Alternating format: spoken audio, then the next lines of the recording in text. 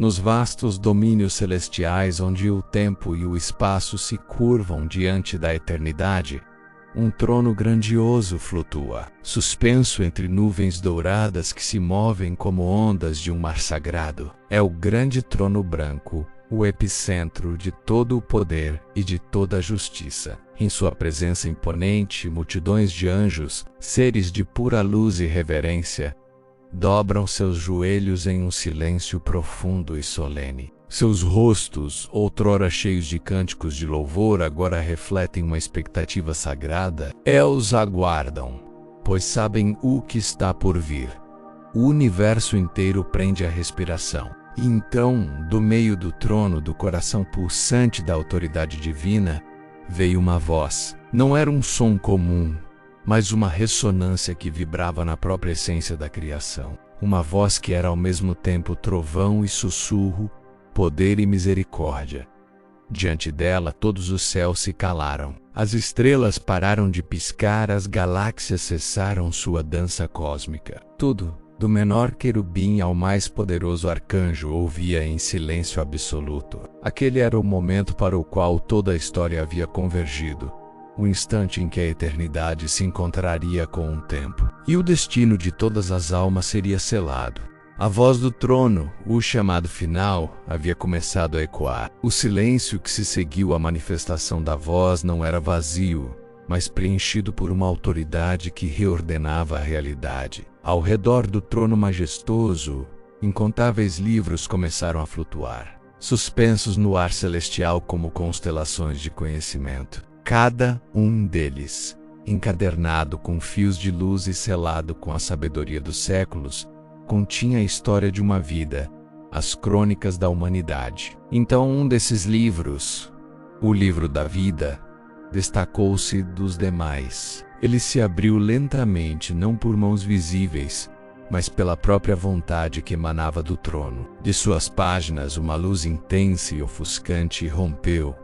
Uma luz que não feria os olhos, mas que revelava tudo. Era a luz da verdade absoluta, diante da qual nenhuma sombra poderia subsistir. E foram abertos os livros, todos eles, um a um, os registros das nações, as crônicas dos reis e dos servos, dos ricos e dos pobres, cada pensamento, cada palavra sussurrada na escuridão, cada ato de bondade feito em segredo, cada lágrima de arrependimento e cada sorriso de alegria genuína. Tudo estava ali, registrado com uma precisão divina. Nada havia sido esquecido. A voz então declarou o propósito daquele momento. E cada um foi julgado segundo as suas obras.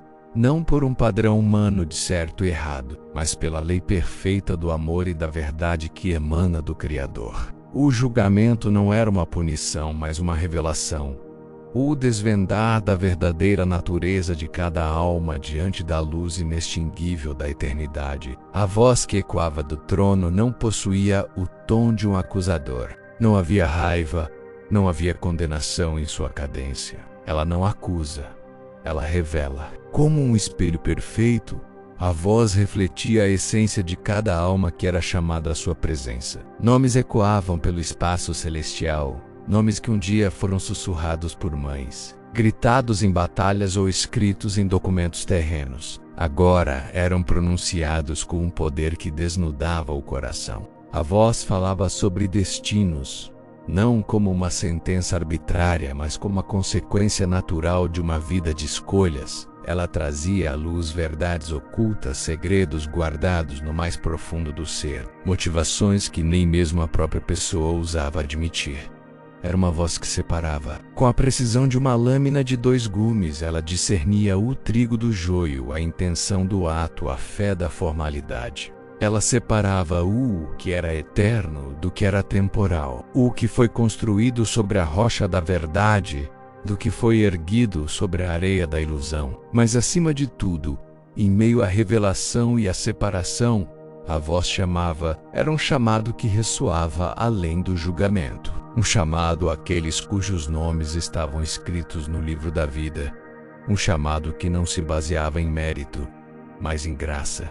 A voz do trono era, em sua essência, a manifestação final da justiça e da misericórdia, entrelaçadas em um ato divino de clareza e destino. Enquanto a voz continuava seu chamado, uma nova luz começou a surgir, não do trono, mas de baixo, dentre as multidões de almas que aguardavam seu destino. Eram os selados, aqueles que, durante sua jornada terrena, haviam recebido a marca do Espírito. Eles se levantavam, um a um, seus corpos transformados, resplandecendo com uma luz interior que ecoava a glória do trono. Eles eram de todas as tribos, línguas e nações. Uma tapeçaria diversificada unida por uma única fé, e a voz os chamava pelo nome. Cada nome pronunciado era uma canção de redenção, uma afirmação de pertencimento.